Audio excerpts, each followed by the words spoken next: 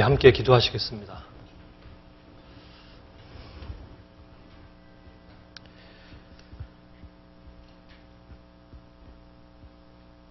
우리를 사랑하시는 거룩하신 아버지 하나님,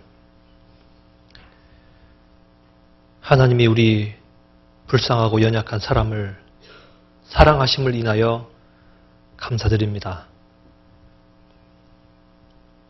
우리 불쌍한 죄인들이 하나님께 나아갈 수 있는 길과 방법이 없었음으로 인하여 하나님이 독생자 예수님을 이 땅에 보내주시고 십자가에 죽기까지 우리를 사랑하심을 감사합니다. 피 흘림이 없은즉 죄사함이 없느니라 하신 말씀처럼 오직 그리스도 예수의 보혈을 통해서 그 피삭스로 우리를 천국으로 데려가기로 원하셨습니다. 하나님의 그 거룩한 계획을 우리가 믿음으로 말미암아 하나님께 자녀가 되고 죄 없다 칭하심 받음을 참으로 하나님께 감사와 찬송과 영광으로 돌립니다. 하나님이 주신 선물을 우리는 믿은 것밖에 없습니다. 그 은혜를 오직 믿음으로 말미암아 구원함을 얻고 이제 하나님을 아버지라 부를 수 있는 권한을 주심을 감사합니다. 이 영광을 주님이 우리를 부르시는 그날까지 충성스럽게 사는 우리의 삶으로 보답하며 살게 도와주시옵소서. 우리의 생이 혹 2개인들 혹 10개인들 하나님께 이 모든 은혜를 갚을 수 있겠습니까마는 우리에게 주어진 이 시간들이 결코 헛되지 아니하고 하나님의 나라와 영광을 위해 살게 하시며 주님께 모든 목적이 맞추어져서 먹든지 마시든지 무엇을 하든지 하나님의 영광을 위해 살게 해주시기 원합니다. 오늘 주님 앞에 함께 나와 고개 숙였습니다. 주님께서 우리 각 사람의 영혼을 보살피시고 은혜 베푸셔서 더욱 큰 확신과 은혜 가운데 살게 하시고 주님 말씀에 붙잡혀 살게 해주시옵소서. 이 한 시간도 주님께서 우리에게 허락하셨사온즉 우리 각 사람에게 필요한 영의 양식을 우리 마음판에 가득 심어주시옵소서. 모든 말씀을 우리를 사랑하시는 구주 예수님의 이름으로 기도합니다. 아멘. 신약성경 요한복음 3장입니다.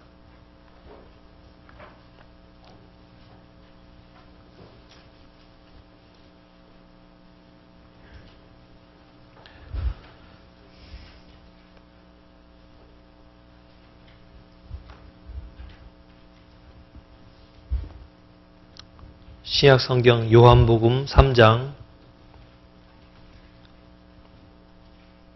14절부터 요한복음 3장 14절부터 16절까지 같이 읽겠습니다. 모세가 광야에서 뱀을 든 것 같이 인자도 들려야 하리니 이는 저를 믿는 자마다 영생을 얻게 하려 하심이니라. 하나님이 세상을 이처럼 사랑하사 독생자를 주셨으니 이는 저를 믿는 자마다 멸망치 않고 영생을 얻게 하려 하심이니라. 거기까지. 저희가 지난 6일 동안 성경을 같이 쭉 배웠습니다. 천지 창조하신 그 하나님에서부터 인간 역사를 주관하시는 그 하나님까지, 그리고 지금도 역사 가운데서 우리에게 증거하시는 그 하나님은 결국은 우리 인생의 모든 죽음 이후의 날까지 주관하시는 분임을 우리가 배웠습니다. 그리고 어제 저녁에 그 모든 죄인들이 어떻게 하면은 죄 용서를 받을 수 있는지 하나님께서 이미 정하신 것을 배웠습니다. 어제 저녁에 처음 읽었던 구절처럼 내 생각은 너희 생각과 다르며 내 길은 너희 길과 달라서, 그런 말씀을 우리가 보고 시작을 했는데 사람은 하나님의 생각을 알지 못하면 내 생각은 차라리 이렇게 했으면 좋겠다. 내 생각 같으면 저렇게 했으면 좋겠다라는 자기 주장으로 인해서 하나님의 말씀을 못 받아들이는 경우가 있습니다. 이 성경에 기록되어 있는 선민인 유대인들은 하나님이 허락하신 그 가나안 땅에 들어갔을 때 전쟁을 하면서 너희 눈앞에 보이는 다른 나라의 힘센 그 군인의 힘으로 두려워하지 말라 이렇게 말씀을 하고 있습니다. 너희가 그 군인의 숫자를 보고 그들의 병거를 보고 그들의 말을 볼지라도 두려워 말라 이렇게 되어 있습니다.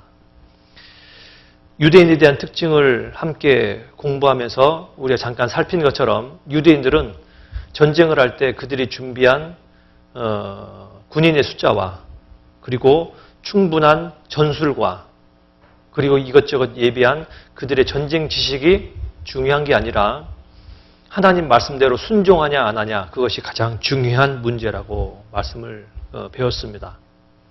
유대인들이 다른 나라 숫자와 비교해서 너무나 적을지라도 또는 준비한 것이 아무것도 없을지라도 그들이 하나님 말씀에 순종하면 천지 만물을 창조하신 그 하나님, 왕을 세우기도 하시고 패하기도 하신 그 하나님께서 이스라엘을 위해서 싸우신다고 했습니다. 그러니 신앙의 이 핵심 가운데 하나, 너희 눈에 보는 것으로 인하여 두려워하지 마라. 너희 생각대로 두려워하지 마라 라는 겁니다. 많은 사람들은 내가 봤던 것대로, 경험했던 것대로, 지금 내가 판단하는 것대로 모든 결정을 내리려고 하는데 이 성경의 하나님은 내 생각대로 하지 마라. 하나님은 너보다 높은 분이다. 네 하나님의 생각은 너의 생각보다 훨씬 더 높은 분이다. 하는 그 하나님에 대해서 우리가 여러 날 배웠던 겁니다. 자, 그래서 우리가 하나님에 대해서 이제 여러 날 배우면서 하나님이 어떤 분이다라는 것을 알게 됐습니다. 그리고 죄를 같이 배우는 가운데 그리스도가 또한 어떤 일을 하셨는지도 배웠습니다. 예수님은 지금부터 2000년 전에 베들레헴에서 나셔서 30여 년의 삶을 사시고는 십자가에서 돌아가셨던 구세주다라는 것을 이제 배웠습니다. 예수님이 하신 일이 무엇인지도 어제 저희가 자세히 성경을 통해서 배웠습니다. 그 예수님을 믿는다라는 것은 구체적으로 무엇을 얘기하는 걸까요? 나 예수님 믿어. 그러면 그 예수님을 믿는다는 것은 무엇을 얘기하냐 그 말입니다. 교회당을 행위적으로 반복적 이렇게 다니는 이 행동을 믿음이라고 이야기하지는 않습니다. 교회당을 열심히 다녀도 수십 년을 다녀도 성경에 나와 있는 그 믿음을 소유하지 못한 사람은 많습니다. 오래 교회당을 다닌다고 믿음은 저절로 생기는 거냐? 그것도 아닙니다. 제가 오래전에 상담했던 장로님이 한 분 있는데 제가 그 장로님을 처음 만나 상담할 때에 연세가 76세예요. 7살 때부터 교회 다녔답니다. 70년 교회 다닌 거예요. 성경도 무진장 본 분입니다. 그런데 이 장로님하고 상담을 처음 하는데 지금부터 한 15, 16년 이상 더 된 것 같습니다. 그 전에 그분하고 이제 상담을 하는데 상담실에 제가 툭 나타나니까 이 장로님이 저를 딱 보더니 당신이나 상담할 거요? 이렇게 묻더라고요. 그때 저희 교회에 이제 많은 사람이 있었을 때였으니까 예, 그렇습니다. 했더니 장로님이 적지 않게 좀 기분이 상하셨던 모양입니다. 여기에서 15, 16년을 빼봐요. 나이가 새파랗게 젊은 사람 아닙니까? 그런데 76세 된 할아버지를 제가 상담한다고 하니까 기분이 좀 상하셨던 모양이에요. 원로 목사님이라든지 나이가 많은 장로님하고 상담을 했으면 좋겠는데 왜 당신이 나타납니까? 이 식입니다. 그러면서 이 상담실에서 제가 책상에 들어 앉기도 전에 이미 다리를 딱 꼬고요. 마음문이 닫혔다라는 생각이 들었습니다. 어찌하노 하다가 그분은 이미 마음이 닫혔다는 느낌이 이것저것에서 충분히 보이고 같이 기도하고 난 다음에 제 간증을 했습니다.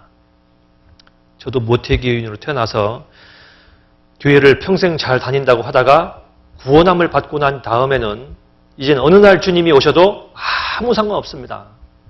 어느 날 주님이 저를 데려가셔도 저는 그날 천국 가는 날입니다. 그 확신에 대해서 간증을 쭉 했더니 장로님이 그러면 내가 어떻게 해야 되겠냐라고 물어요.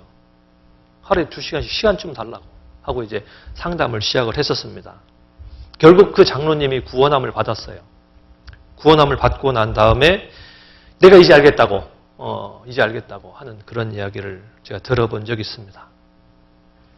70년 동안 교회를 다녔는데 믿음은 늘 손에 잡힐 것 같이 가까이 있었던 것처럼 보였지만 이 믿음은 무지개처럼 잡으려고 그 확실하게 보이는 계곡에 뛰어들면 어느덧 저 너머로 사라져 버립니다. 왜 믿음은 잡힐 것처럼 늘 가까이 있어 보이는데 나한테는 이 잡히지 않는 건지 알지 못했었습니다. 자, 예수님을 믿는다는 게 도대체 뭡니까? 예수님을 믿는다라는 것은 예수님의 그 이름을 믿는다라는 것보다 더 중요한 얘기가 하나 있는 것은 예수님이 누구냐라는 거예요. 예수님이. 그리고 예수님이 어떤 일을 하셨냐라는 겁니다. 예수님이 하신 그 일과 내가 또한 어떤 상관이 있냐라는 것을 아는 것이 내가 예수님을 믿는 겁니다. 그러잖아요?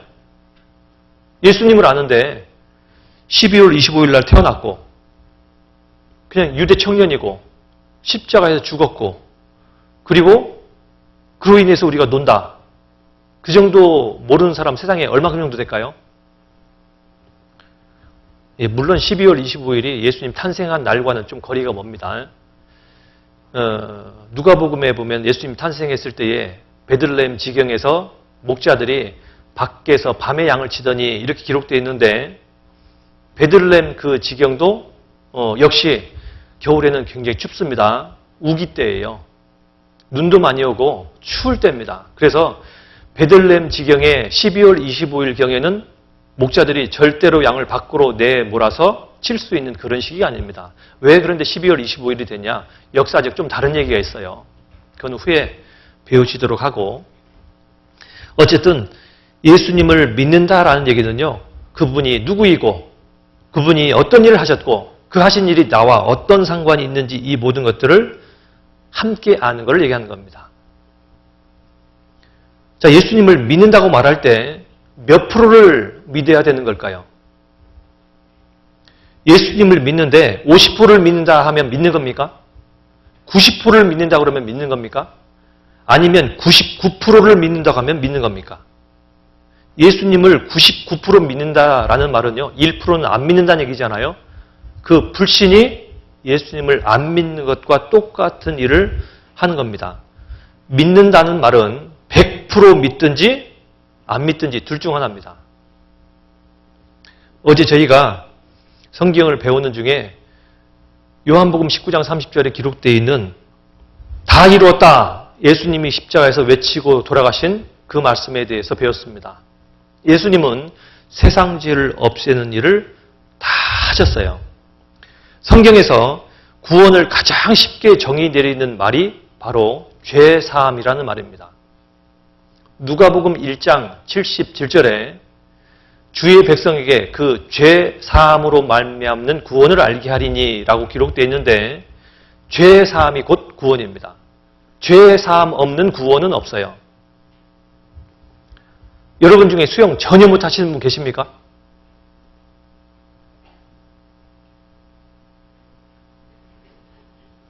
참 썰렁합니다.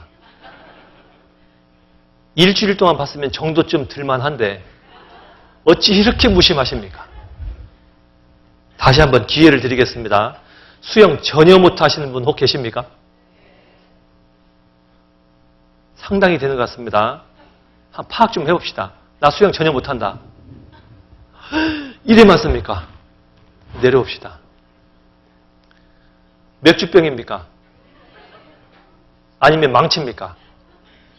맥주병은 괜찮아요. 뜨니까. 망치는 깔아앉으니까 문제잖아요. 어쨌든 수영 못하는 사람한테 이 물에 빠진다라는 것은 공포인데 자, 어떤 수영 강사가 들어왔어요. 수영 강사가 들어와서 하는 말이 자, 여러분들 수영 못하십니까? 괜찮습니다. 여러분들 물에 빠졌다고 가정합시다. 그런데 누가 들어와서 여러분 건져줬습니다. 자, 그게 구원입니다. 라고 얘기하면 머리로는 다 끄덕끄덕해지죠. 그런데 그렇게 수영 강사가 가르쳐주면서 구원받았다 얘기하면 구원받은 게 이 머릿속에 기억이 납니까? 안 납니까? 그 강사가 누구였는지 시간 지나가면 잊혀집니까? 안 잊혀집니까? 싹 잊혀져요. 누군지도 몰라요. 그런데 실질적으로 물에 빠져서 죽을 뻔한 경험이 한번 있다 합시다. 그런데 그 죽을 뻔했던 그 상태 속에서 누군가 나를 건져줬어요. 그 경험은 잊을 수 있습니까? 없습니까? 그건 없어요. 우리가 이 성경에서 내가 죄인이라는 걸 왜 배우냐면 그 죄로부터 건짐 받는 게 구원이에요. 그러니 죄사함이 없는 구원은 없다라는 얘기입니다.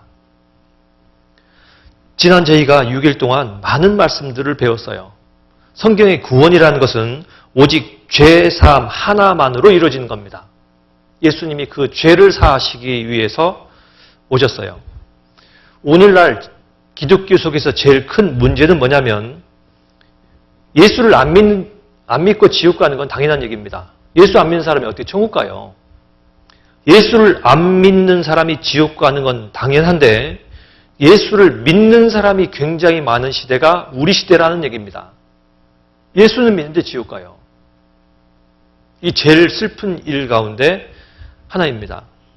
왜 그런 일이 있냐면 예수님의 구속 사실 있지 않습니까? 예수님 십자가에서 모든 죄인들을 위해서 십자가에 못 박혀 죽으신 그 사실을 구약시대의 양 정도로 생각한다라는 얘기입니다.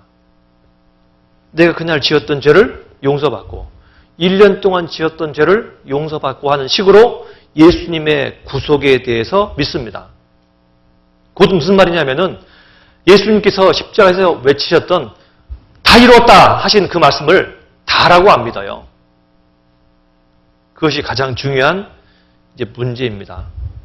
구원이라는 것은 영원한 속죄가 아니면 아니에요. 영원한 속죄가 아니면 구원이라고 절대로 볼 수 없습니다. 많은 사람들이 왜 예수 믿음에도 불구하고 지옥을 가냐면 완전하게 믿지 않아요. 그 이유를 성경에 딱 한 구절로 찾아볼 수 있습니다. 여기 붙잡고 요한 1서를 보겠습니다. 요한 1서 1장 9절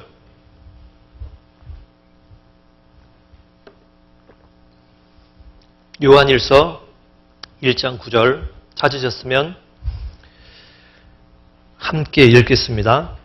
만일 우리가 우리 죄를 자백하면 저는 미쁘시고 의로사 우리 죄를 사하시며 모든 불의에서 우리를 깨끗게 하실 것이요. 예. 만일 우리가 우리 죄를 자백하면 저는 미쁘시고 의로사 우리의 모든 죄를 깨끗게 하신다 라고 말씀하셨습니다. 그래서 많은 사람들이 죄를 지면 하나님께 하나님 죄 용서해 주세요 라고 회개 기도한다고 얘기합니다.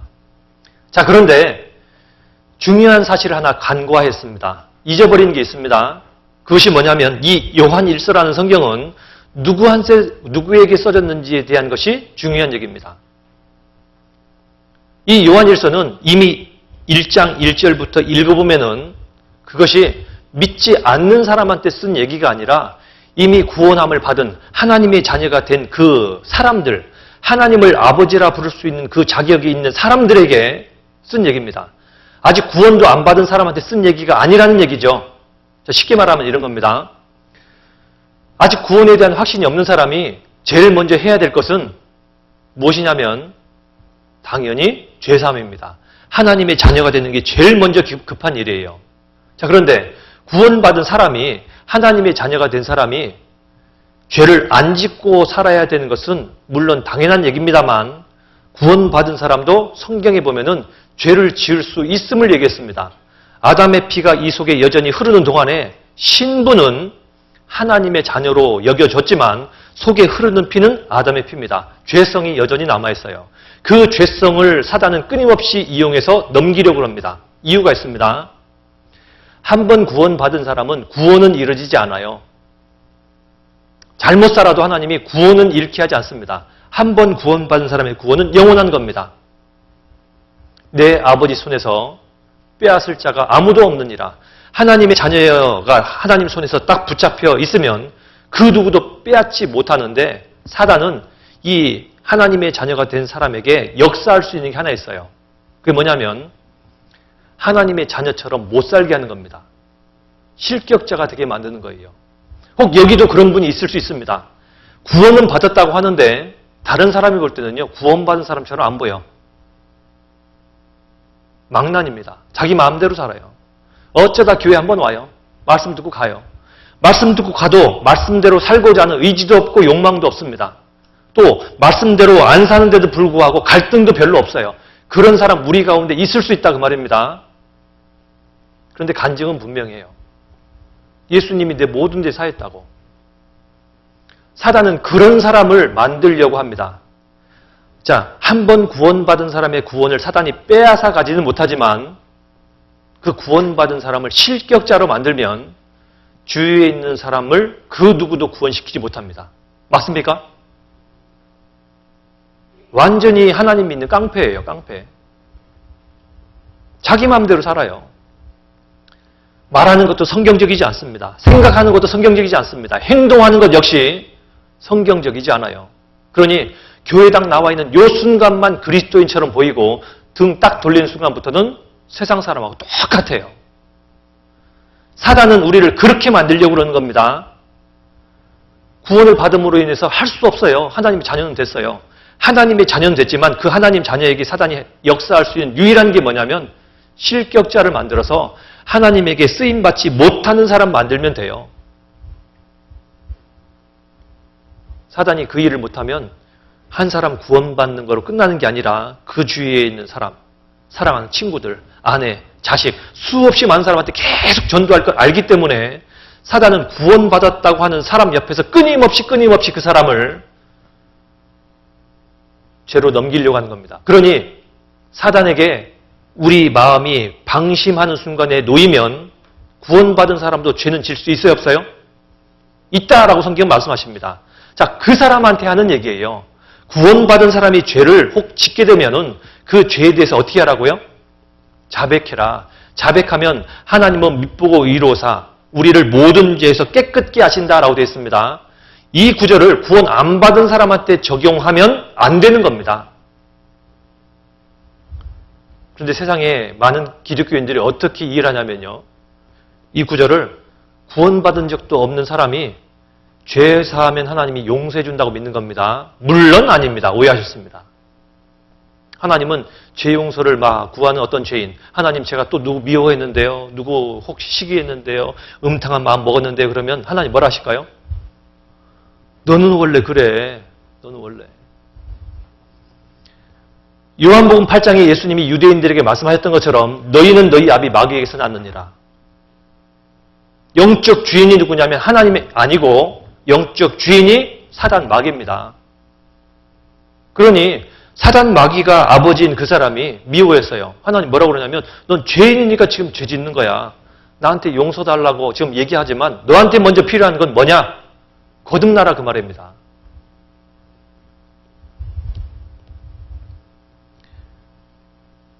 죄 용서해달라고 할 자격이 있는 사람은 아들이에요. 아들. 하나님의 자녀는 잘못하면 물론 자백해야 됩니다. 그렇죠?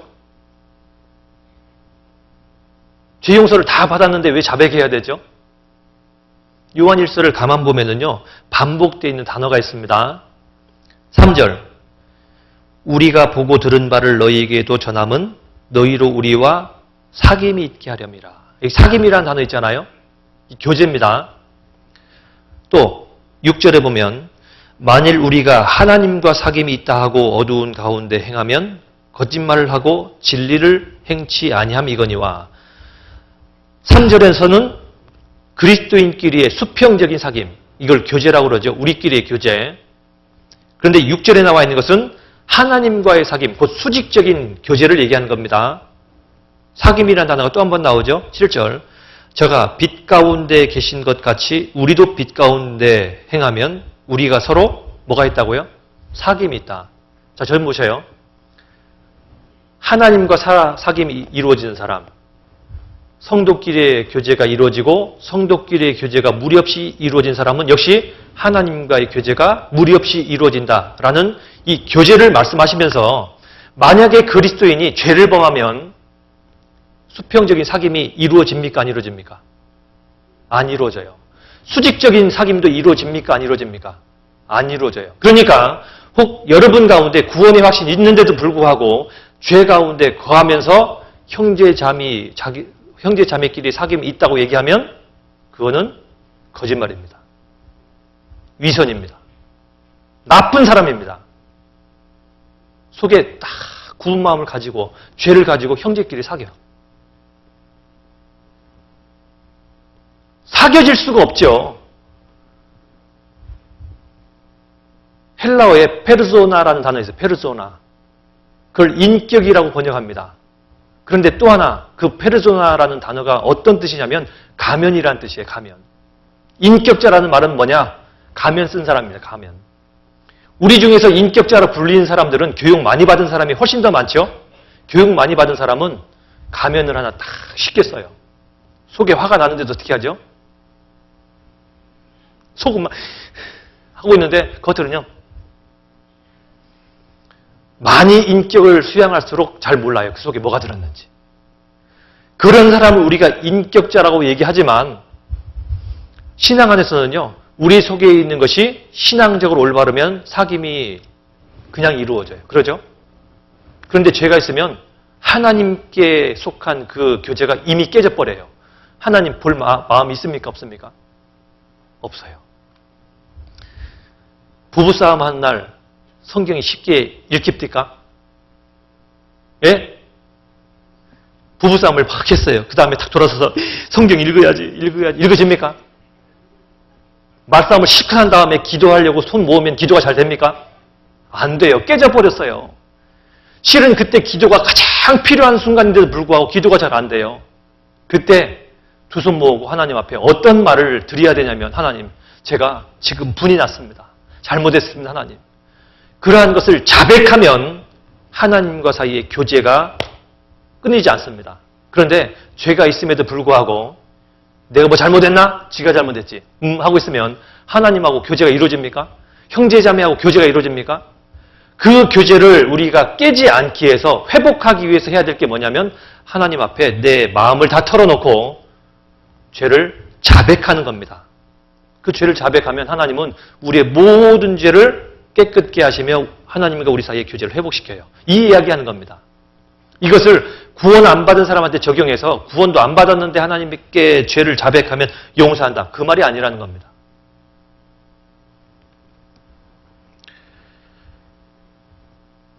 잠언에 보면은 죄를 자복하고 버리는 자는 불쌍히 여김을 받는다. 그런 말이 있어요. 마치 이 세상에서도 자녀가 부모에게 잘못하면 부모를 볼 낯이 없는 것과 똑같아요. 다시 부모에게 와서 어머니, 아버지, 제가 잘못했습니다. 실수했습니다.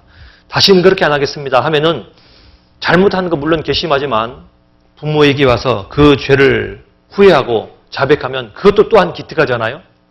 그래. 다시는 그러지 마라. 그러면 조금 전까지만 해도 민망하고 아버지 볼 낯이 없었는데도 불구하고 아버지가 그래 다시는 그러지 마라 하면은 그 다음부터 자녀는 어떻습니까? 계속 눈치 봅니까? 자녀는요, 그러면은 부모 품에 탁 뛰어서 앉기도 하고 교제가 완전하게 아무 문제 없이 해결이 돼요. 간혹 자녀가 잘못했다가 그렇게 용서한다 그러면요, 그 순간 탁 눈물도 씻고 전혀 없었던 것처럼 헤헤 그러면 저기 속도 없나라고 생각도 들기도 하지만 그게 차라리 난 겁니다. 몇 날 며칠을 내가 아빠한테 실수를 했어 미안해 하면서 쭈그려 앉아서 울고 있으면 그게 더 못마땅한 일이죠.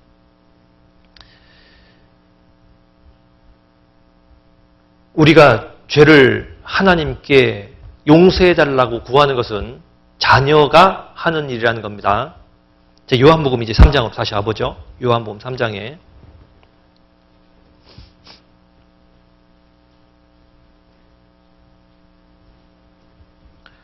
요한복음 3장 14절에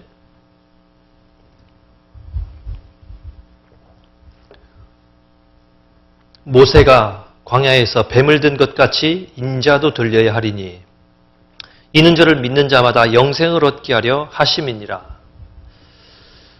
자, 이 요한복음 3장 1절부터 지금까지 있는 쭉 1년의 말씀은 예수님이 니고데모라 하는 유대인의 관원, 곧 선생에게 한 얘기입니다. 유대 사회는 종교적인 지도자가 있었어요. 그 지도자를 유대인들은 존경하며 살았어요. 그들의 가르침을 따라서 살려고 노력했습니다. 자, 그런데 그 니고데모라는 사람이 한밤중에 예수님께 와서 예수님,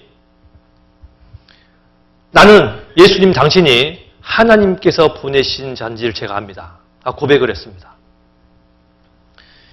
이 당시의 상황을 보면 니고데모의 그 고백은 상당히 놀라운 고백이었습니다. 참 그 알아주는 니고데모의 마음이 갸륵한 때였습니다. 그런데 예수님은 그 니고데모에게 고맙다라는 그 한마디 말씀 안 하시고 도리어 뭐라 하셨냐면 사람이 거듭나지 아니하면 하나님 나라를 볼 수 없느니라. 니고데모에게만 말씀하신 게 아니라 이 지구상에 있는 모든 사람이라고 기록되어 있는 겁니다. 영어 성경 보면 all mankind라고 되어 있어요. 지구상에 있는 그 어떤 사람도 거듭나지 아니하면 하나님 나라를 볼 수 없다라고 그런 겁니다. 니고데모가 깜짝 놀랐어요. 아니 예수님, 내가 나이가 이렇게 들었는데 어머니 태 속에 들어갔다가 다시 난다는 얘기입니까? 무슨 말이 안 되는 소리를 그렇게 하십니까? 니고데모 상상이 안 됐어요. 더군다나 우리 어머니 돌아가신 지 오래입니다. 어떻게 태 속에 살아있다 해도 들어갔다 나오는 게 불가능한데 거듭난다는 얘기가 뭡니까? 예수님께서 말씀하시기를 바람이 임의로 불매 어디서 왔다가 어디로 가는지 알지 못하는 것처럼 성령으로 난 자도 이와 같으니라. 육으로 난 건 육이요 영으로 난 건 영이니라. 참 어렵습니다 하니까 예수님이 니고데모에게 한마디 더 하셨습니다. 네가 유대인의 관원인데 유대인의 선생인데 이걸 알지 못하느냐? 하시면서 하셨던 말씀이 지금 읽었던 광야에서 뱀든 모세의 이야기를 한 겁니다. 자, 여기에 교회를 이제 처음 나오신 분은요, 광야에서 뱀 들었다는 얘기가 뭔지 이해가 안 되는 분입니다. 그런데 이 니고데모는 유대인의 선생이에요. 구약 성경에 대해서 능통한 사람입니다. 광야에서 뱀을 들었다라는 사건은 민수기 21장에 나오는데 민수기 21장에 이 백성들이 드디어 옛날 그 지긋지긋한 400년 동안의 애굽 그 땅을 벗어나서 모세의 인도함을 따라서 광야를 40년 동안 지내서 결국은 가나안 땅에 들어가는데 40년 광야 생활을 하는 동안에 끊임없이 모세 그리고 하나님을 불평하고 원망했습니다. 모세, 우리가 애굽 땅에 살 때는 잘 살았다고. 부추도 먹고 양파도 먹고 참외도 먹고 고기도 먹고 다 했었는데 지금은 이 만나밖에 못 먹는다고. 만나밖에. 그리고 우리가 사는 이 땅은 지금 광야 아니냐고. 애굽 땅은 우리가 보기 훨씬 더 좋았었는데 우리를 왜 이곳에 끌어내서 이 광야에서 죽게 하려고 하냐고 불평을 하고 원망을 하니까 하나님께서 견디다 못해서 마치 징계를 내리는 어떠한 사람처럼 그들에게 불뱀을 보냈습니다. 물리는 자마다 뚱뚱 부어서 죽어가요. 많은 사람들이 불뱀에게 물리기 시작하자가 하나님의 진노인 줄 알고 이제 회개하기 시작했습니다. 모세 우리가 큰일 했네. 잘못을 벌였네. 그러니 제발 하나님께 우리가 죄 졌다고 죄 용서해달라고 대신 기도 좀 해주게. 모세가 하나님한테 기도하니까 하나님이 어떠한 해법을 주셨냐면 제가 오늘은 1시간 반밖에 못하거든요. 그래도 제가 2분의 시간을 들여서 잠깐 졸음을 깨는 운동을 좀 하겠습니다. 좌측으로 도셔요. 좌측. 이렇게 좌측으로 딱 돌아보셔요. 그리고 앞에 있는 사람을요, 꼭꼭 이렇게 어깨를 눌러서 안마 좀 해줘 보세요. 안마를.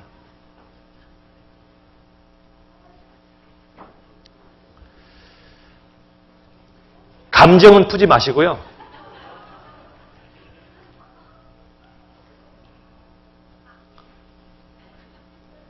자, 그리고 이제 손가락을 쫙 뻗어가지고요.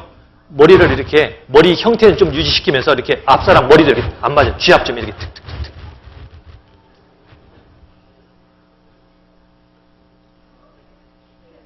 자, 이제 뒤로 돌겠습니다. 뒤로. 지금 받았던 것에 대한 안갚음을 하겠습니다. 똑같이 한번 해보세요. 예, 뒤로 도셔서, 예, 한번 해보십시오. 예, 안마하시고,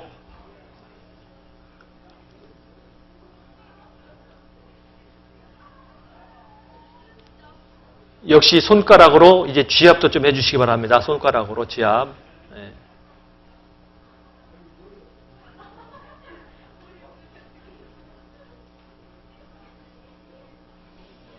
자, 이제 저를 보시고 두 손을 이렇게 모시고 뒤집어서 위로 올리시면 소리 좀 한번 다 질러보세요. 왼쪽으로. 자, 왼쪽으로. 예. 자, 오른쪽으로도 갑니다. 오른쪽으로. 자, 이제 됐어요.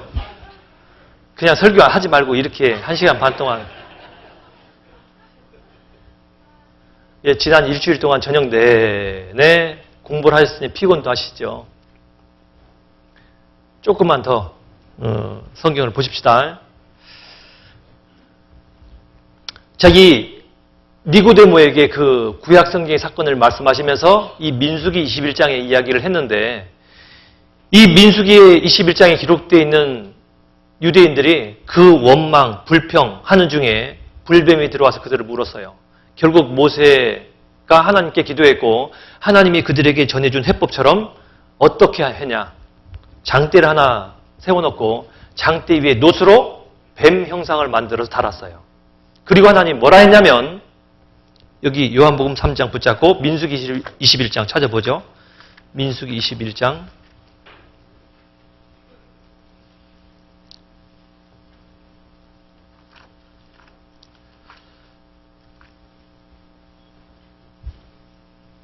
(8절입니다)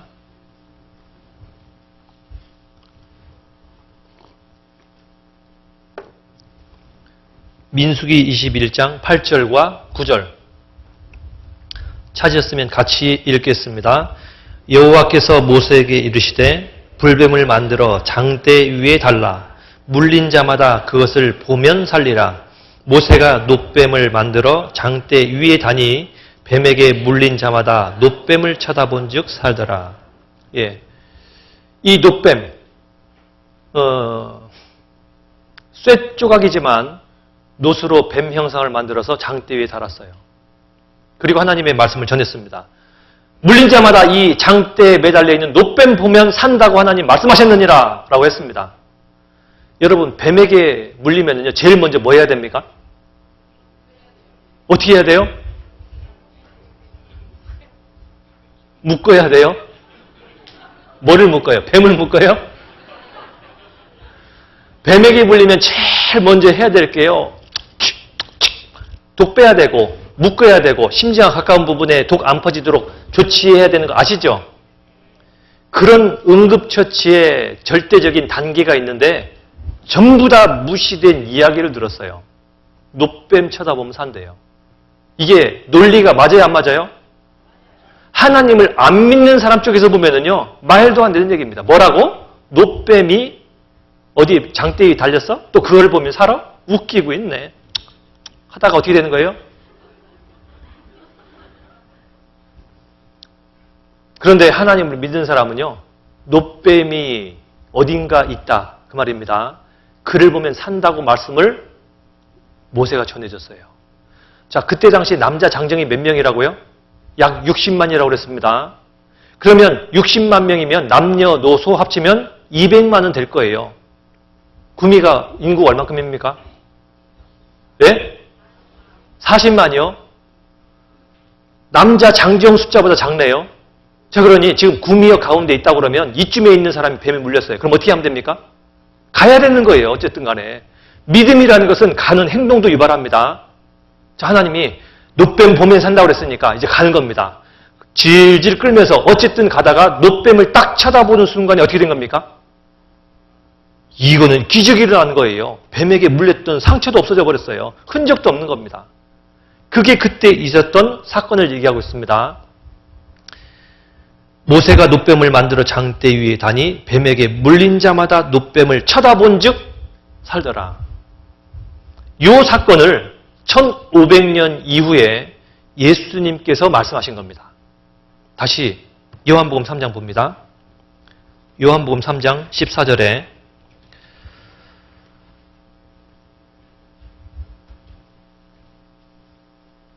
모세가 광야에서 뱀을 든 것 같이 인자도 들려야 하리니.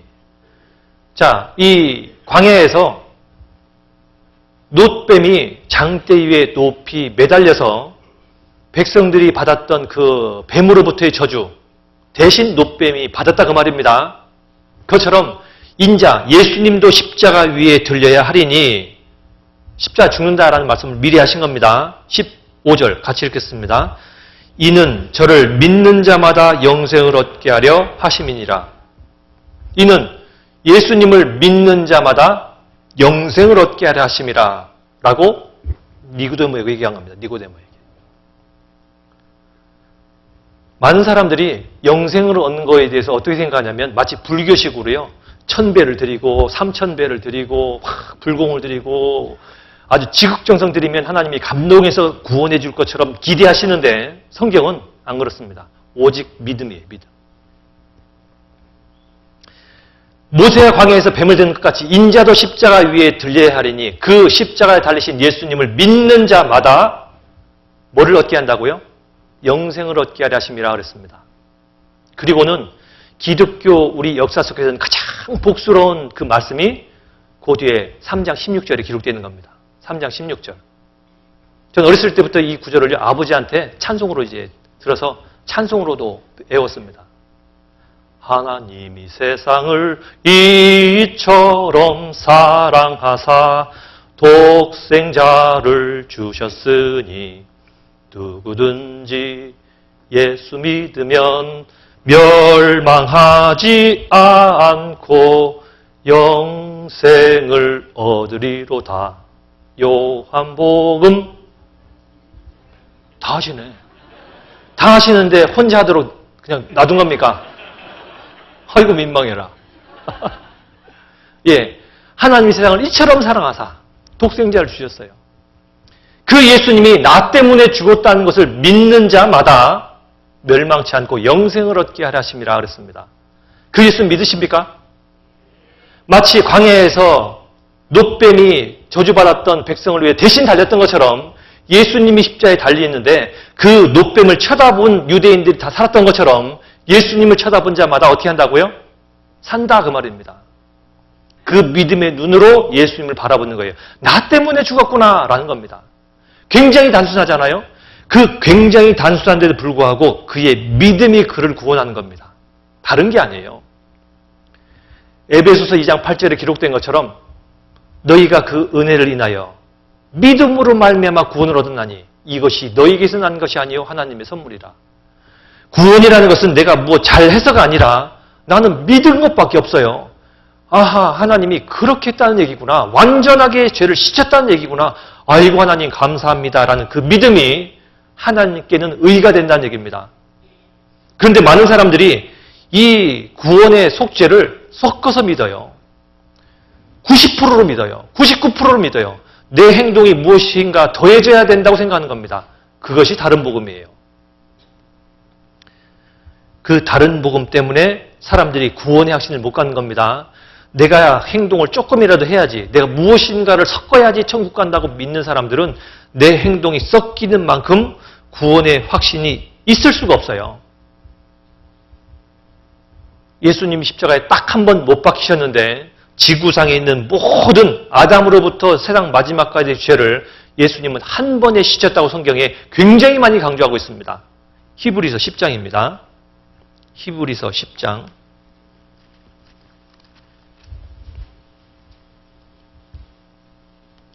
10절 히브리서 10장 10절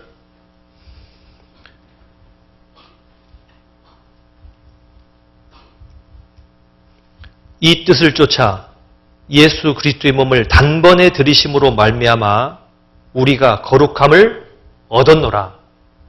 예수님 몸을 딱 한 번 드렸는데 한 번 들이신 예수님의 십자가의 결과로 인해서 우리는 거룩함을 얻었습니다. 앞으로 잘 살면 얻는 게 아니에요.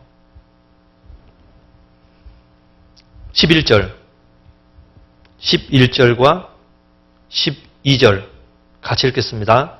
제사장마다 매일 서서 섬기며 자주 같은 제사를 드리되 이 제사는 언제든지 죄를 없게 하지 못하거니와 오직 그리스도는 죄를 위하여 한 영원한 제사를 드리시고 하나님 우편에 앉으사.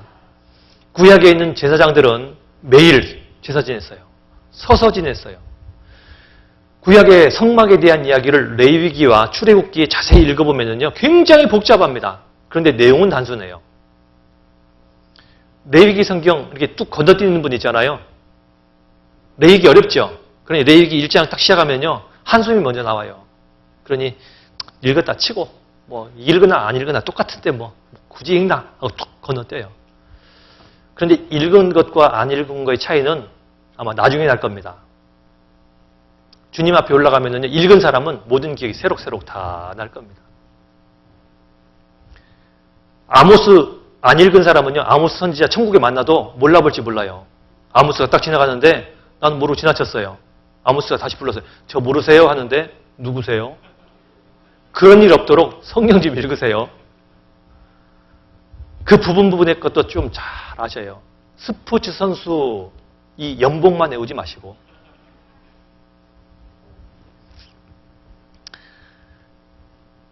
구약의 레위기, 출애굽기 읽으면은 성막에 대한 이야기도 굉장히 자세하게 나옵니다. 그런데 그 성막에 대한 이야기 속에 의자가 없는 거 아시죠?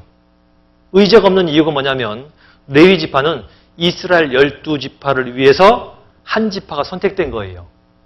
그리고 이 레위 지파는 12지파의 모든 문제, 하나님과 사람 사이 연결한 중보 역할을 했기 때문에 얼마나 바쁜지 몰라요. 앉을 틈이 없어요. 그래서 늘 서서 일을 했는데 여기에 예수님은 구약에 있는 제사장과 다르다는 얘기를 했습니다. 구약의 제사장 매일 서서 자주 같은 제사를 드렸는데 그 죄는 언제든지 죄를 없게 하지 못했다. 단지 샘플이었다라는 얘기입니다. 단지 모형이었어요. 진짜가 오셨는데 그 진짜는 어떤 일을 했냐? 아까 읽었던 것처럼 12절 오직 그리스도는 죄를 위하여 한 영원한 제사를 드리시고 하나님 우편에 앉았다라고 기록되어 있습니다. 자, 제사장이 앉았다라는 말은 무슨 말이죠? 할 일이 없어요. 누가 와야 말이죠. 서 있으면 뭐예요? 그러니 더 이상 올 사람이 없으면 앉아야 될 거 아니에요? 이게 쉰다 그 말입니다. 일이 끝났다라는 걸 표현을 했어요. 신약 성경에 예수님이 앉았다라는 직접적인 표현이 몇 번 나오는지 압니까? 8번 나와요. 8번. 간접적인 표현까지 하면 더 많습니다. 왜 8번이나 앉았다라는 표현을 계속 반복하고 있냐면 완전히 죄에 속하는 일을 한 번 했는데도 불구하고 끝내버렸기 때문에 앉았다라는 걸 강조하고 있는 겁니다. 그 대표적인 문구가 히브리서 1장 3절입니다. 찾아봅니다. 히브리서 1장 3절.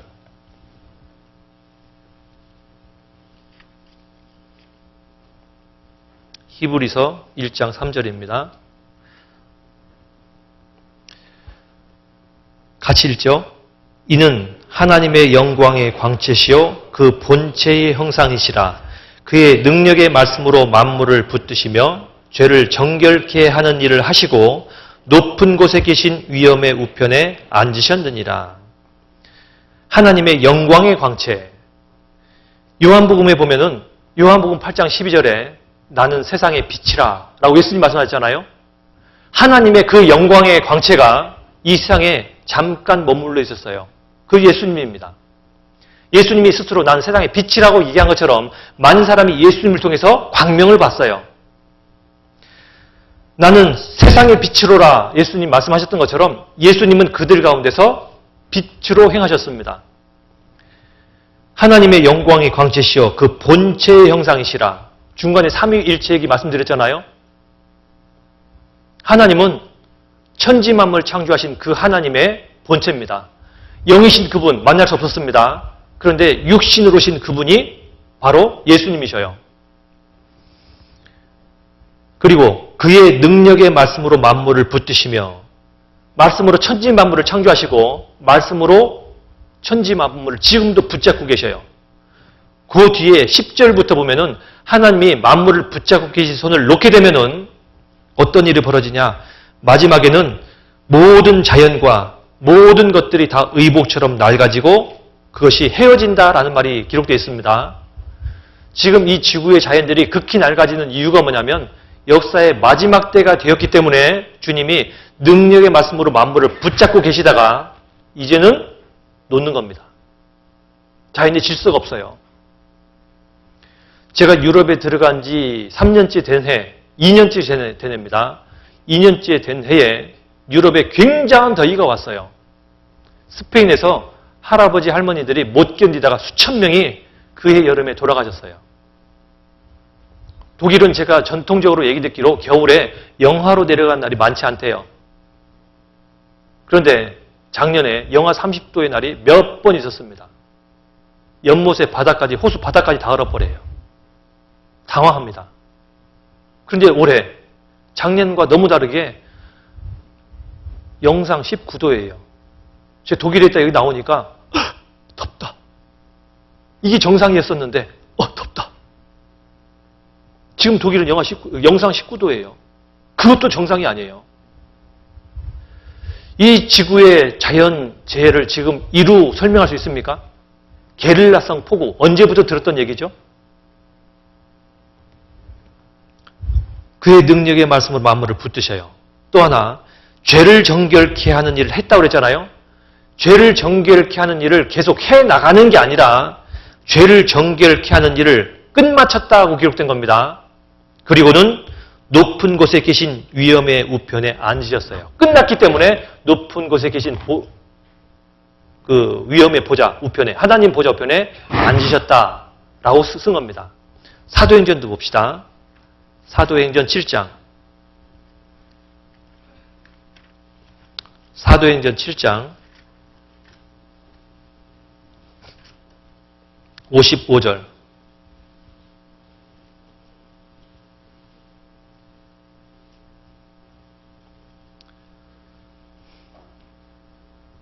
사도행전 7장 55절에 스데반이 성령이 충만하여 하늘을 우러러 주목하여 하나님의 영광과 및 예수께서 하나님 우편에 서신 것을 보고 말하되 보라 하늘이 열리고 인자가 하나님 우편에 서신 것을 보노라. 자, 여기 서 있다는 표현은 앉았다라는 것에 대한 더 확실한 얘기입니다. 이 말이 뭐냐면 예수님은 부활하시고 난 이후에 하늘로 승천하셔서 하나님 보좌 우편에 앉아 계신데 스데반은 하나님 보좌 우편에 그리스도가 서 계신 걸 봤다 그 말입니다. 자, 이게 무슨 말이냐면요. 성경을 자세히 읽어보면 스데반은 그리스도를 믿는 자 속의 첫 순교자입니다. 믿음 속의 첫 순교자가 스데반이니까 이 스데반이 죽을 때 예수님 마음이 오죽했겠습니까? 그러니까 제자리에 앉아 있지 못하고 스데반을 맞이하는 그 영접하는 모습으로 자리에서 일어섰다 이제 그 표현입니다. 로마서도 찾아봅니다. 로마서 8장. 로마서 8장 34절.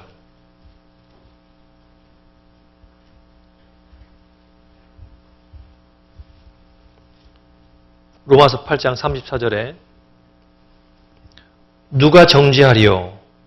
죽으실 뿐 아니라 다시 살아나신 이는 그리스도 예수시니 그는 하나님 우편에 계신 자요 우리를 위하여 간구하시는 자신이라. 하나님 우편에 계시잖아요. 근데 어떻게 계시냐? 에베소서 1장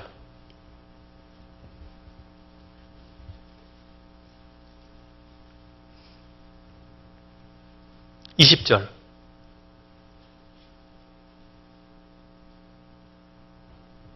(1장 20절) 같이 읽겠습니다. 그 능력이 그리스도 안에서 역사하사 죽은 자들 가운데서 다시 살리시고 하늘에서 자기의 오른편에 어떻게 했다고요? 앉히사 그랬잖아요. 하나님 보좌 우편에 앉아 있는 겁니다. 2장도 봅니다. 2장 6절에 또 함께 일으키사 그리스도 예수 안에서 함께 하늘에 앉히시니. 예수님이 먼저 앉으셨고 후에 그의 후사들을 일으키셔서 함께 하늘의 보좌 우편에 앉히십니다. 앉았다라는 표현이 굉장히 많이 나와요. 골로새서 3장도 봅니다. 골로새서 3장 1절. 골로새서 3장 1절 같이 읽겠습니다. 그러므로 너희가 그리스도와 함께 다시 살리심을 받았으면 위의 것을 찾으라. 거기는 그리스도께서 하나님 우편에 어떻게 하고 계시다고요? 왜 앉아 계신다고요? 설교 들으려고요. 그러시면 안 됩니다. 여러분들은 지금 설교 듣기 때문에 앉아 계신데 주님이 하나님 보좌 우편에 앉아 계신 것은요. 일을 끝냈다라는 것을 보증하고 있는 겁니다. 더 이상 할 일이 없어요. 또 하나 예수님이 완전 속죄를 이루었다. 한 번에 완전한 속죄를 이루었다라는 것에 제일 중요한 사건 하나가 뭔지 아십니까? 그게 부활이에요. 부활.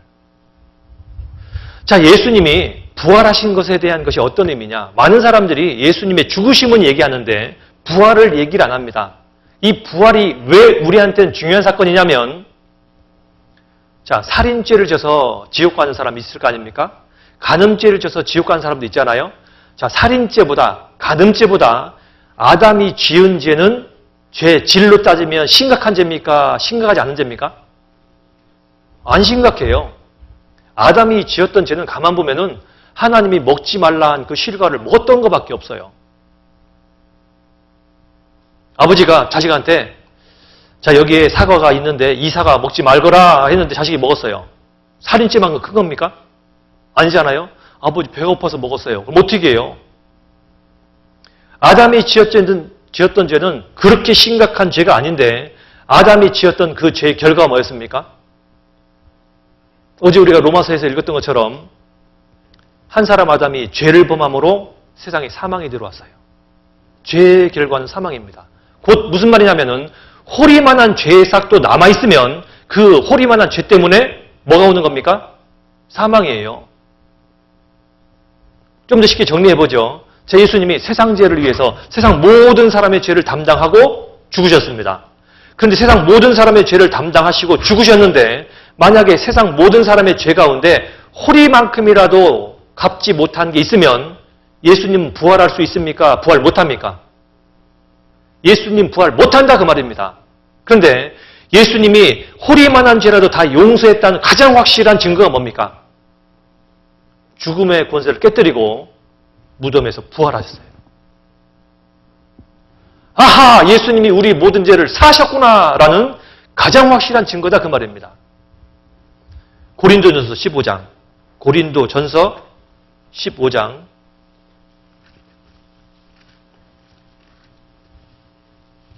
3절.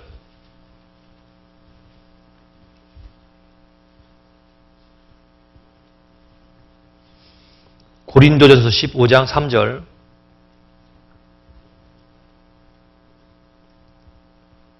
(3절) (4절) 같이 읽겠습니다. 내가 받은 것을 먼저 너희에게 전하였노니 이는 성경대로 그리스도께서 우리 죄를 위하여 죽으시고 장사 지낸 바 되었다가 성경대로 사흘 만에 다시 살아나사. 예수님은 성경대로 죽으시고 성경대로 장사 지낸 바 되었다가 성경대로 사흘 만에 다시 살아났어요. 다시 살아나신 것이 뭐냐? 죄를 완전히 씻었다는 얘기입니다. 완전히.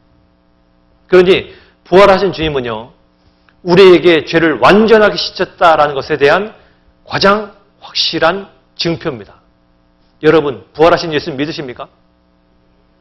참 희한하게 지구상에 있는 모든 종교가 예수님의 역사적 사실을 인정하지 않는 게 아닙니다. 유대인들을 만나면요, 예수님 알아요.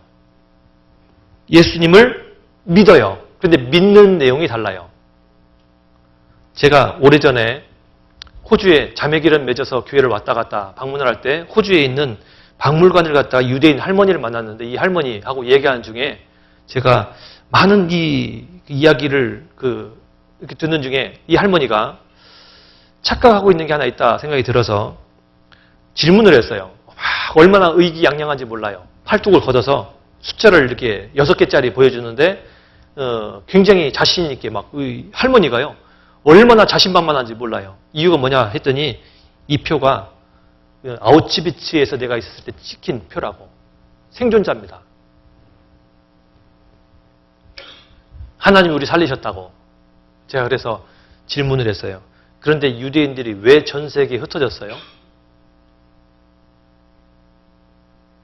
유대인이 전 세계에 이렇게 쫓겨난 이유가 뭐냐 이렇게 물어봤어요.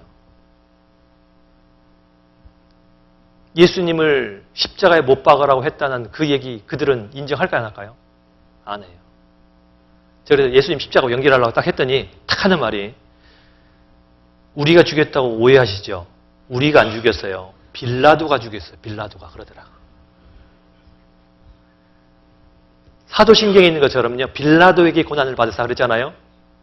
빌라도는 살려주려고 했습니까? 죽이려고 했습니까? 살려주려고 했어요. 사도신경의 그 내용, 표현은 좀 고쳐야 됩니다. 빌라도에게 고난을 받은 게 아니에요. 유대인이 소리가 예수님을 죽게 만든 거예요. 유대인은 죽이라 죽이라 끝까지 했잖아요. 제가 또 하나 물어봤어요. 그 예수가 누구냐고. 그랬더니 우리는 우리 동족 청년 예수를 사랑한대요. 그런데 당신들이 믿는 것처럼 메시아 아니래요. 메시아. 존재는 인정해요. 믿음의 내용이 달라요. 위대한 선지자 중에 하나일 뿐이지 그 이상도 그 이하도 아니라고. 하나님의 아들은 절대 아니라고 믿습니다. 그런데도 불구하고 그들은 이사야 53장은 절대로 회당에서 읽지 않습니다. 이사야 53장 아십니까? 그는 실로 우리의 질고를 지고 슬픔을 당하였거늘 그가 맞음으로 우리가 나음을 입었다라는 예수님에 대한 가장 확실한 예언 그들은 회당에서 절대 안 읽습니다. 왜 그러냐면 회당에서 예수 그리스도가 유대 청년이었을 뿐이다. 선지자 중에 좀 뛰어난 선지자 중 하나였을 뿐이다라고 가르치는 그들도 이사야 53장 딱 펼쳐놓으면은 그 속에 있는 이야기가 2000년 전에 골고다 산에 있었던 그 사건을 얘기한 줄 알아요. 그래서 이사야 53장의 별명이 뭐냐면 회당의 나쁜 양심입니다. 안 읽어요. 안 읽어요. 유대인들도 예수님의 역사적인 사실의 인물이라는 거 믿습니다. 회교도도 믿어요. 그런데 회교도들 예수님 어떻게 믿는 줄 아십니까? 십자가에 못 박혔다가 기절했대요. 기절. 기절한 걸 끌어내렸는데 조금 있다 무덤에서 정신 차렸답니다. 그렇게 믿어요. 요한복음에 보면은 예수님이 돌아갔을 때 로마 군병 하나가 뭐 했다고 그랬죠? 예수님의 허리에 옆구리를 찔렀어요. 아래서 옆구리를 딱 찌르면 어디로 이 창 끝이 들어가게 돼 있죠? 심장으로 들어가게 돼 있습니다. 심장에 사람이 죽고 나면은 숨이 이미 다 거두고 나면 심장에 물처럼 생긴 형태의 액체가 쌓입니다.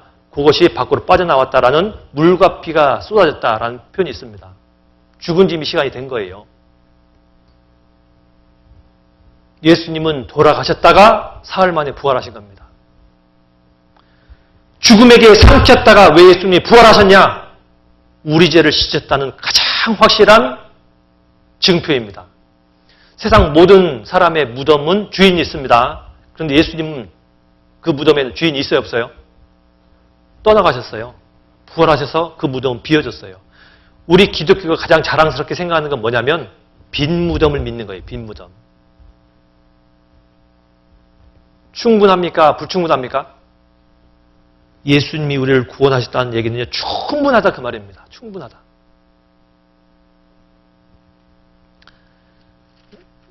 로마서 10장 9절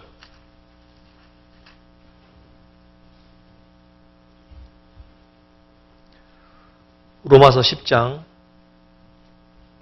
9절입니다. 로마서 10장 9절 또 같이 읽겠습니다.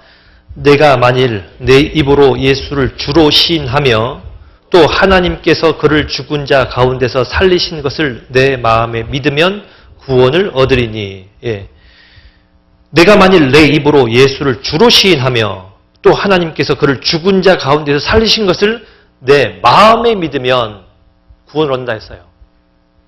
여러분들 한번 여쭤봅시다. 예수님 주 맞습니까?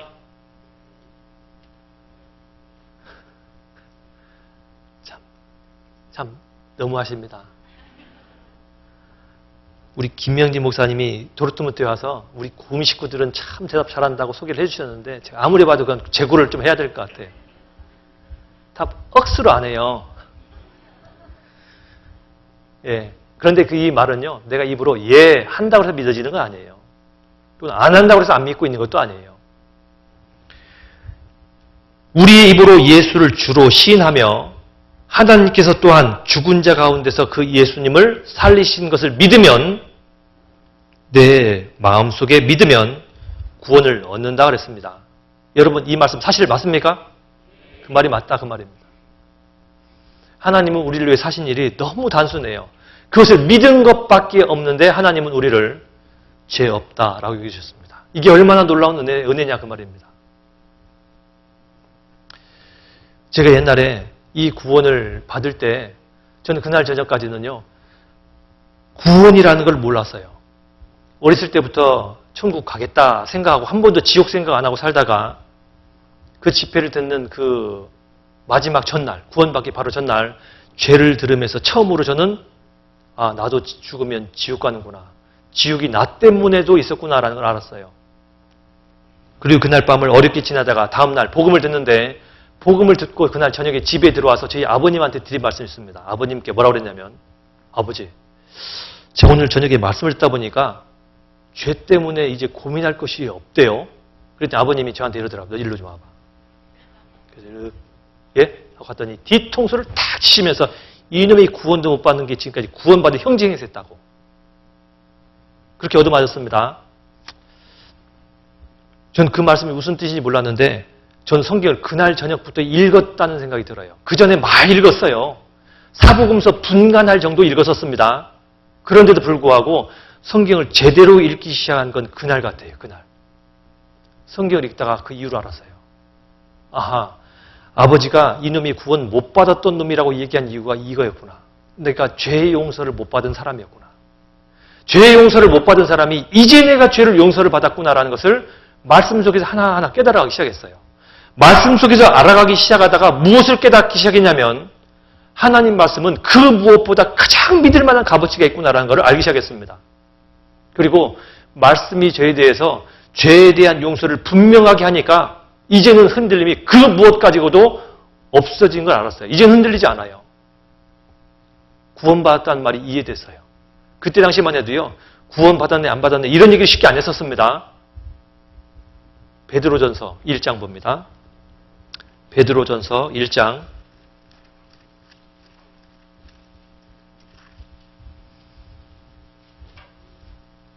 23절입니다. 베드로전서 1장 23절에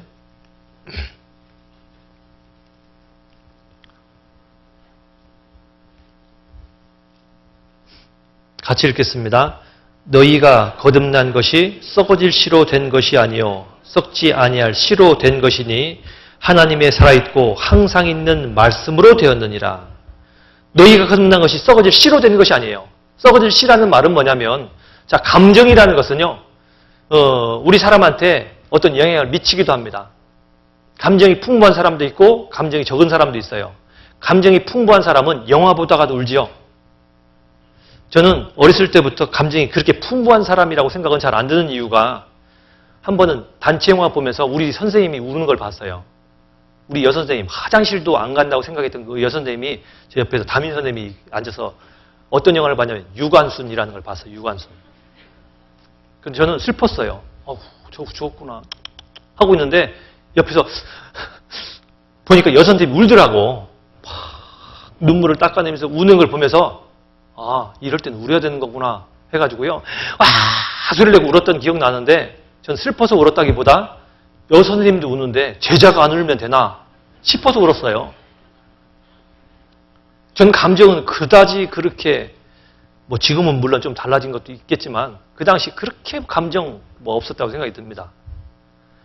그런데 이런 복음의 말씀을 들으면서 어떤 사람은요, 구원받은 표현을 뭐라고 그러냐면, 내가 구원받은 그날 구름 위를 걸어 다녔다 이런 표현을 해요. 그런데 어떤 분은 나는 아닌데, 구원받으면 저런 기분이 드나 보다 하고 기다립니다. 다 알겠는데 나는 구름을 걸어 다니는 느낌은 없어요. 그럼 구원 안 받은 겁니까? 구원이라는 것은 감정이 아니에요. 썩어질 씨로 된 게 아니에요. 썩어질 씨는 다 없어지면 끝이잖아요. 감정은 조금 있으면 전부 다 달라집니다. 실컷 울었던 사람도 지나가면 그 감정 없어져 버려요. 썩어질 씨로 된 것이 아니요 썩지 아니할 씨로 된 것이니 살아있고 항상 있는 하나님의 그 말씀으로 됐다고 그랬잖아요. 하나님의 말씀이 나를 죄 없다고 정하면 그 말씀은 영원토록 변함없는 겁니까? 변하는 겁니까? 영원토록 변하지 않는 거예요. 내가 그 말씀 붙잡는 거예요. 그 말씀 믿는 겁니다. 그것이 하나님이기 때문에 그래요. 하나님의 말씀은 얼마나 완전한지 모릅니다. 이사야 38장 17절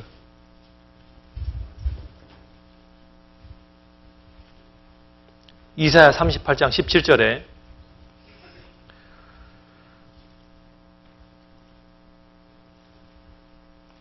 보옵소서 내게 큰 고통을 더하신 것은 내게 평안을 주려 하심이라.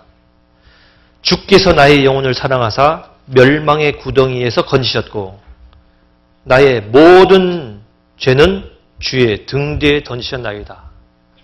호리만한 죄라도 주님과 우리 사이에 끼어 있으면 당연히 그 죄의 싹스로 지옥 갈 텐데 예수님께서 어떻게 하셨냐면 보옵소서 내게 고통을 더하신 것은 내게 평안을 주려 하심이라. 하나님이 우리에게 죄를 알게 하시고 그 죄로부터 갈등하게 하신 것은 그 죄로부터 벗어날 길이 있기 때문에 말씀하셨다 그 말입니다. 그런데 그 고통을 더하신 것은 내게 평안을 주려 하심인데 주께서 나의 영혼을 사랑하사 멸망의 구덩이에서 건지셨고 나의 모든 죄는 자 봅시다. 나의 모든 죄가 어떤 건지 이 성경책이 우리가 지금까지 지어왔던 죄라고 합시다. 과거의 죄.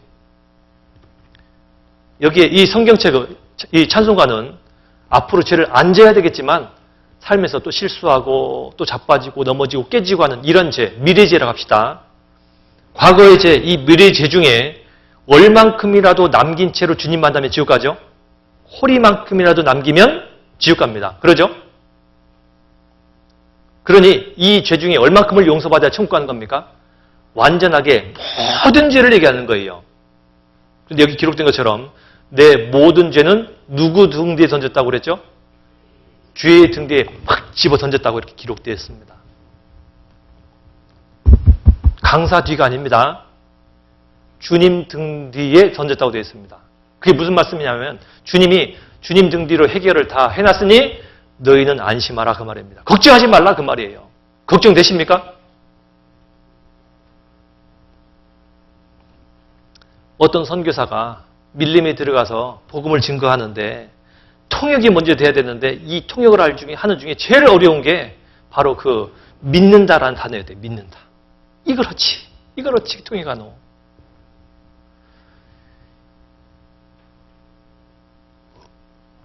마신다 통역하기 쉽죠. 왜 그러냐면 그러면 그들이 뭐한다 이렇게 설명하면 그게 마신다라는 동사인가 보다 쓰면 되는데 믿는다는 걸 어떻게 설명해요? 제가 옛날에 그 근무했던 교회 사무실 자매 어머니 아버지가요. 둘 다 말을 못하는 분입니다. 보기만 하는 분이에요. 수화도 잘 몰라요. 섬에서 그냥 태어나서 섬에서 그냥 자라다가 자녀들만 육지에 나와서 살았어요. 그런데 이분이 결혼식으로 인해서 육지에 나왔어요. 처음입니다. 상담 좀 해달래요. 상담 돼요 안 돼요? 말을 못 알아듣는데 제가 그래서 상담 참 어렵게 하는 중에 그림으로 상담을 했어요. 경찰 모자 그리고 죄 그렸어요. 죄. 예를 들면 돈 훔치면 경찰이 잡아간다. 눈치채더라고요. 그런 거 다 됐는데 문제는 이제 믿는다라는 얘기를 마지막 해야 되는데 도대체 어떻게 하노 하다가 예수님의 십자가를 제 나름대로는 그리고 그 그린 예수님 십자가를요 품에다 탁 집어넣었어요. 그러면 천국 간다. 그랬더니 그분이 그림을 뺐더니 자기 품에다 넣어갖고요. 죄 쪽에서 믿었다고 봐야지 어떻게 할 것이에요. 자, 그런데 이 선교사가 밀림에서 요한복음 3장 16절이 이게 통역이 안 되는 거예요. 믿는 자는 천국 간다고 얘기해야 되겠는데. 난항에 부딪힌 겁니다. 진도가 안 나가요. 그래서 이제 딜레마에 빠졌어요. 난 자질이 없나? 도대체 어떻게 해야 되나? 하루는 이 토인들이 사냥하러 갑시다. 그래서 그래요. 어차피 일도 진척이 없는데 갑시다. 사냥을 나갔는데 그만 날이 어두워져서 밀림에서 하루 자고 가야 되는데 밀림에서 한참 이제 저녁에 잠을 자려고 다 준비하고 모닥불 옆에서 하나 둘 쓰러지기 시작하는데 이 선교사 잠이 안 오는 이유가 오 그러면 어디선가 지금도 탁 맹수가 나타나서 목을 확 물어버릴까 봐 잠이 어떻게 와요. 잠이. 짐승 소리 날 때마다 온몸이 삐죽삐죽 쓰는데 긴장이 되는데 어떻게 잠이 옵니까? 그런데 보니까 이 토인들 다 자더래요. 아침 해가 떠올 때까지 시뻘건 눈하고 앉았다가 이 토인들한테 원망했답니다. 잠이 오더냐고 잠이 했더니 이 토인들이 이러더랍니다. 모닥불 펴놓으면 안 와요. 그거 몰랐냐고. 모닥불 펴놨으니까 이제 마음 탁 편히 잔 겁니다. 그때 이 선교사가 그거구나 하고는 요한복음 3장 16절을 이렇게 통역했답니다. 아시지만 한번 보셔요. 이제 구절을. 요한복음 3장 16절. 아까 본문 3장 16절. 요한복음 3장 16절에 제가 그 선교사가 했던 대로 한번 읽어보겠습니다. 하나님이 세상을 이처럼 사랑하사 독생자를 주셨으니 이는 저를 믿고 두 다리 쭉 뻗고 잘 수 있는 자마다 멸망치 않고 영생을 얻게 하려 하심이니라. 이렇게 통역했답니다. 그랬더니 토인들이 아하! 하면서 예수님을 믿더랍니다. 그 예수님 십자가 죽은 것 때문에 우리가 두 다리 이제 쭉 뻗고 잘 수 있겠구나. 그렇게 믿더랍니다. 통역 잘한 겁니까? 못한 겁니까? 그렇게 통역하면은 덧붙이고 뺀 그 죄에 속하는 겁니까? 아닙니까? 아니에요. 아니에요. 예수님이 십자가에서 죽으심을 가장 잘 설명한 거예요. 예수님을 우리에게 주시기까지 사랑했다는 그 하나님의 사랑은 십자가에서 나타났습니다. 내가 너희를 이렇게 사랑하노라 라는 그 말은 죄인인 우리를 위해서 하나님은 독생자 예수님을 십자가에 못 박기까지 허락하셨어요. 그게 간단한 일처럼 보입니까? 이사야 53장에 보면은 그날이 하나님한테는 심히 긴 날이 된다고 그랬잖아요.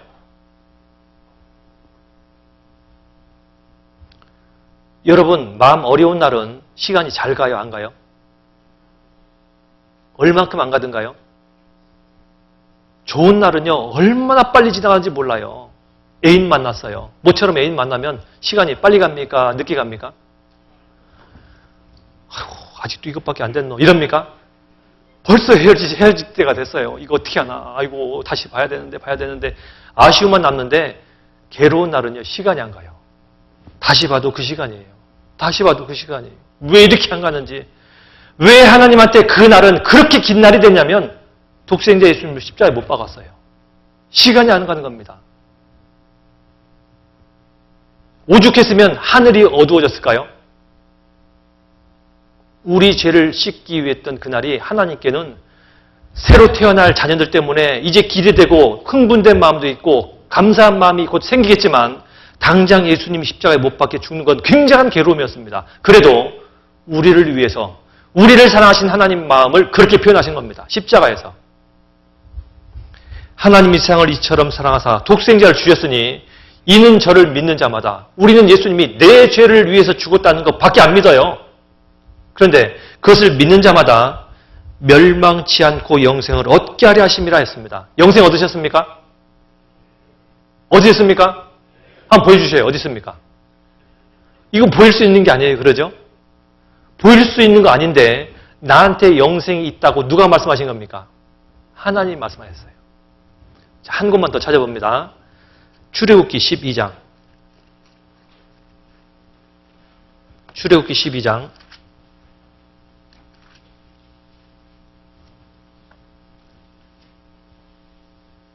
13절. 출애굽기 12장 13절에 같이 천천히 읽겠습니다. 내가 애굽 땅을 칠 때에 그 피가 너희의 거하는 집에 있어서 너희를 위하여 표적이 될지라. 내가 피를 볼 때 너희를 넘어가리니 재앙이 너희에게 내려 멸하지 아니하리라. 애굽 땅의 10가지 재앙 가운데 마지막 재앙, 장자 재앙입니다. 피 재앙. 개구리 재앙, 이재앙, 독종 재앙 하면서 10가지 재앙을 쭉 하나님이 애굽 땅에 내리셨는데 애굽 땅에 내렸던 10가지 재앙은 애굽 사람들이 믿었던 신에게 내린 겁니다. 애굽 사람들은 그들의 신이 있었어요. 제일 뛰어난 신 가운데 하나, 나일강 신이었습니다. 나일강 신을 믿었던 애굽 사람한테 왜 모든 물을 피로 만들었냐면, 여호와라는 그 하나님은 우리가 믿는 그 신보다 비교되는 분이 아니구나. 나일강에게 저주를 내린 거예요. 피로 만들었습니다. 전부 다 그들 신에게 저주를 내리다가 마지막 이 장자재앙 앞에 있는 재앙이 뭔지 알죠? 흑암재앙입니다. 그들은 태양신을 가장 위대한 신으로 믿었는데 태양의 빛을 잃고 하루 내내 깜깜했습니다. 바로 앞도 구분이 안 됐어요. 드디어 부들부들 떨고 있는데 이제 바로 앞에 나타난 모세가 한 가지 재앙을 더 경고했습니다. 보내지 않음으로 인해서 이제 애굽 땅에 있는 모든 장자가 죽을 겁니다. 왕의 장자부터 종의 장자까지, 짐승의 첫 새끼까지 다 죽을 겁니다. 남자 새끼는 다 죽습니다. 바로가 나가! 안 들었습니다. 그날 밤 죽음의 신이 찾아왔어요. 이제 그때 얘기하는 겁니다. 그때. 내가 애굽 땅을 칠 때에 그 피가 너희에 거하는 집에 있어서 너희를 위하여 표적이 될지라. 내가 피를 볼 때 너희를 넘어가리니 재앙이 너희에게 내려 멸하지 아니하리라. 자, 이 말씀을 믿은 유대인들은 하나님 말씀을 따라서 짐승을 잡아서 짐승의 피로 문 좌우 설지와 위에 임방을 발랐어요. 그렇게 발라놓고 난 다음에 드디어 죽음의 신이 애굽 땅에 왔습니다. 그래서 피가 발려있는 집은 재앙이 패스오버, 유월했다 그 말입니다. 그런데 피가 안 발리는 집은 장자를 다 집집마다 다 죽였습니다. 이제 그것이 유월절이에요. 유월절.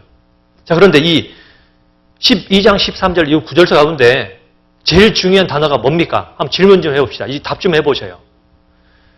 이 출애굽기 12장 13절에서 제일 중요한 단어가 뭐예요? 피. 많은 사람들이 그렇게 대답합니다. 많은 사람들이. 피를 볼 때 피.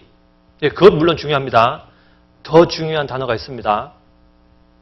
뭐예요? 뭐예요? 제가 다시 읽어볼게요. 내가 애굽 땅을 칠 때에 그 피가 너희에 거하는 집이 있어서 너희를 위하여 표적이 될지라. 내가 피를 볼 때에, 이 말이 뭐냐면 피는 하나님이 보시려고 바르라 고 말씀하신 겁니다. 내가 볼 때에, 내가 볼 때. 하나님이 보실 때 그 말입니다.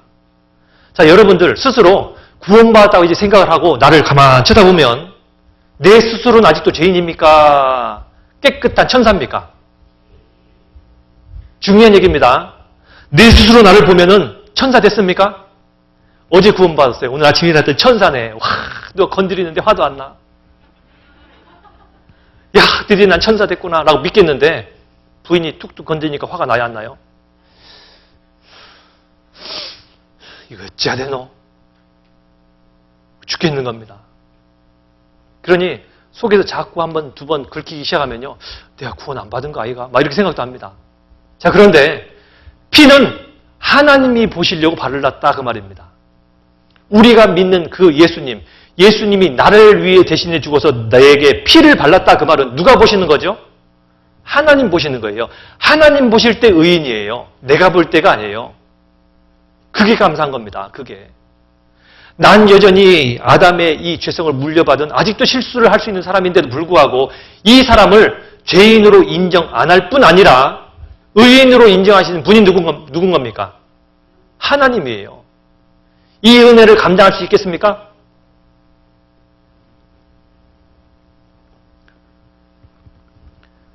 내가 애굽 땅을 칠 때에 그 피가 너희의 거하는 집에 있어서 너희를 위하여 표적이 될지라.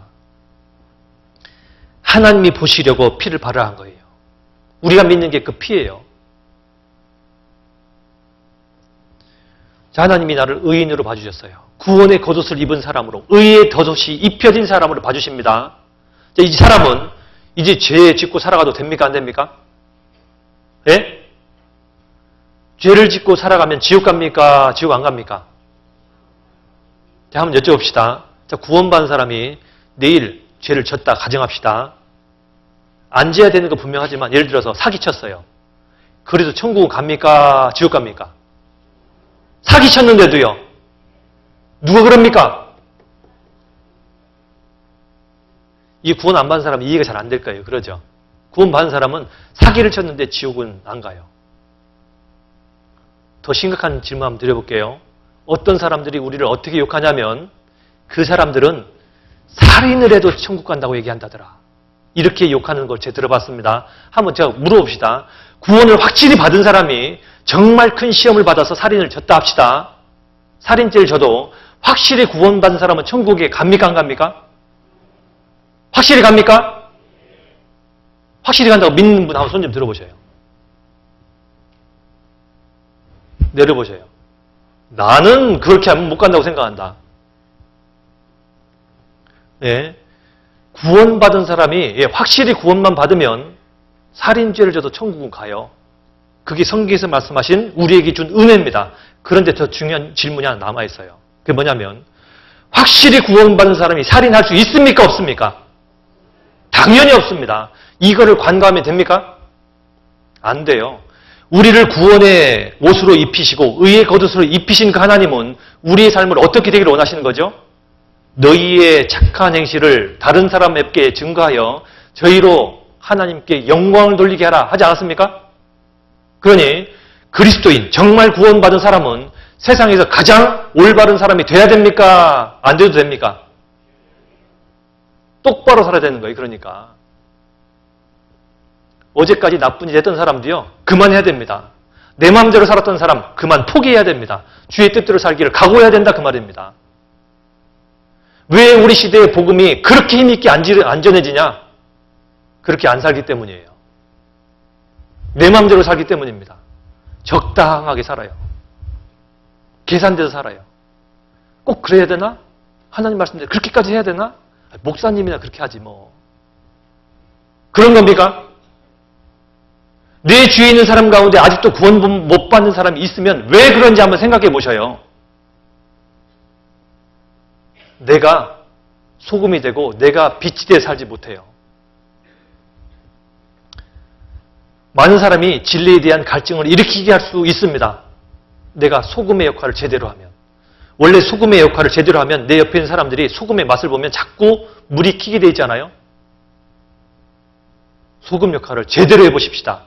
그럴 마음 가지고 살면은 내가 조금 전에는 구원만 받았고 의인이라고 칭함을 받았을 뿐인데 내 속에는 아직도 어리고 약하고 못난 것이 많았는데 점점점 성숙한 그리스도인으로 변화됩니다. 자, 설명을 이렇게 드리면 되겠습니다.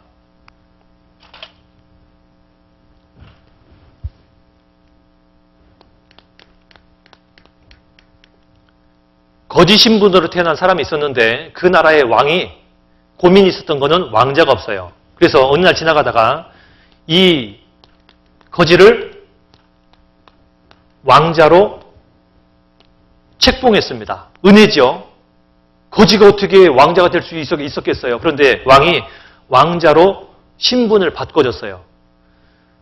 신분의 변화는 그 은혜로 인해서 순간적으로 일어납니다. 맞습니까?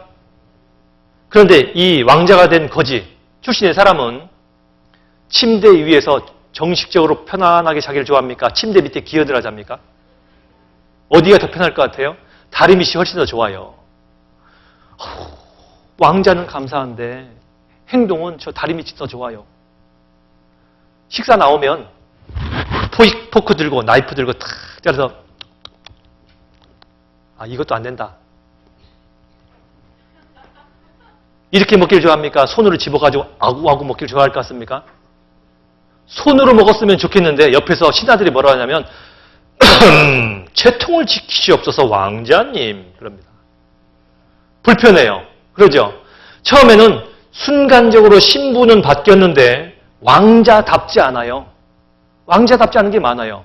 자, 이 거지였던 사람이 왕자가 되면 왕자답게 변하는 그것은 시간 속에서 점점점 일어나요. 이해되십니까? 구원받은 사람이 하루아침에 완전하게 천사로 바뀌는 게 아닙니다. 내 속에 그 은혜가 나를 점점점 왕자답게 만들어요. 조금 있으면 어엿한 왕자입니다. 어느 날 왕으로 책봉될 때가 되면은 왕으로 충분히 하고 모든 신하가 그 앞에 무릎 꿇을 수 있는 그러한 왕이 되는 겁니다. 맞죠? 그러니 이 왕자가 왕자답게 변할 수 있는 그것의 가장 놀라운 답은 뭐냐면요. 왕의 은혜예요. 은혜. 은혜 가운데 거하면 거할수록 왕자답게 사는 걸 노력합니까? 안 합니까? 노력해요. 나 같은 거지를 왕자를 삼았다면 아버지 앞에, 내 왕 앞에 죽기까지라도 해야 되겠다. 그런 생각 안 할까요? 어떤 신사가 도시에서 출근길에 007 가방을 탁 들고 있다가 탁 열더니 탁 뭘 꺼냈는데 사람들이 하도 멋지게 생긴 신사가 요란하게 하는 걸 보고 쳐다봤어요. 그랬더니 젖병을 딱 꺼내, 젖병. 그랬더니 젖병을 하고 있으면 사람들 놀랍니까? 안 놀랍니까? 저 신사가 미쳤나? 구원받은 지 5년, 10년 됐는데 애기 노릇하는 사람이 있습니다. 아직도 도와야 돼, 누가. 똥 오줌도 못 가려요. 세상에는 그런 사람이 없습니다만 그리스도인 속에는 있어요.